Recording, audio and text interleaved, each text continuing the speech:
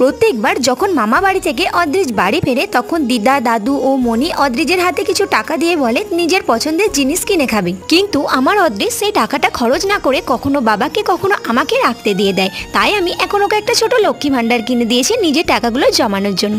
আর সেই জমানো টাকা থেকেই দুটো চকচকে নোট বের করে আমাকে বলে, ও মা আমাকে কিছু এটা দিয়ে বানিয়ে দাও। আমি বললাম দেখো টাকা দিয়ে খেলা করা একদমই উচিত নয়। বললো তাহলে তুমি কেন করেছো, আমাকেও কিছু বানিয়ে দিতে হবে।